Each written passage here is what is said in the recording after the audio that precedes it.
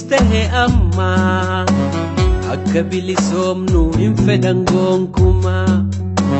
Diinan keenya hedduu duris tahe amma akka bilisoomnu hin fedhan gonkumaa.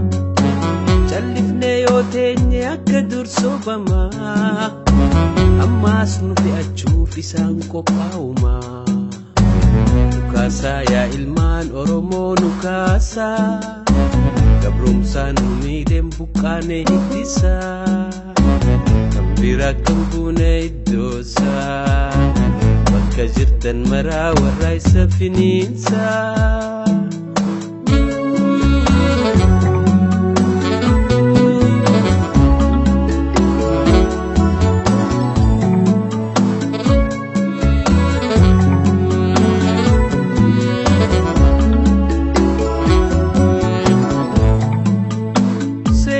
Bara dibbaa wanni nu barsiifte diinan nuun firoomu hogguutti jallatte. Seenaan bara dibbaa wanni nu barsiifte diinan nuun firoomu hogguutti jallatte. Nuuf bakka bu'eetti dara nu waywaata ifnu dagachiisee barnu galaafata. Nukaasaa yaa ilmaan Oromoo nukaasaa gabrumsaan nu miidheen buqqaanee hittisaa kan bira kan buune iddoosaa bakka jirtan maraa warra isa finiinsaa.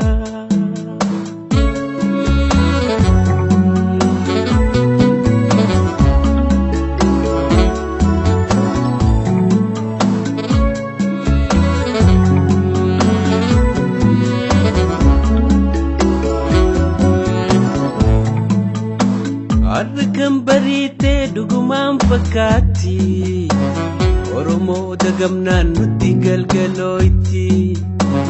Arkan bariitee dhugumaan fakkaatti Oromoo dagamnaan nutti galgalooyti. Barataa barattuu dargaggoo dubartiin deebineen gabrumnuu ka'aa qabsoodatti. Nukaasaa yaa ilmaan Oromoo nukaasaa gabrumsaan nu miidheen buqqaanee hittisaa kan bira kan buune iddoosaa bakka jirtan maraa warra isa finiinsaa.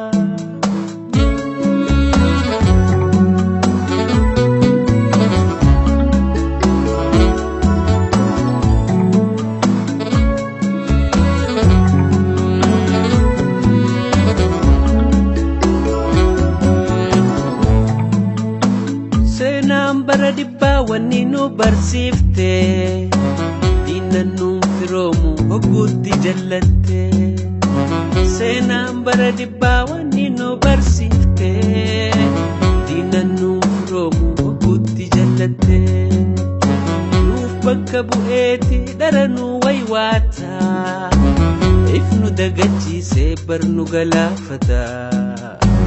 Nukaasaa yaa ilmaan Oromoo nukaasaa gabrumsaan nu miidheen buqqaanee hittisaa kan bira kan buune iddoosaa bakka jirtan maraa warra isa finiinsaa.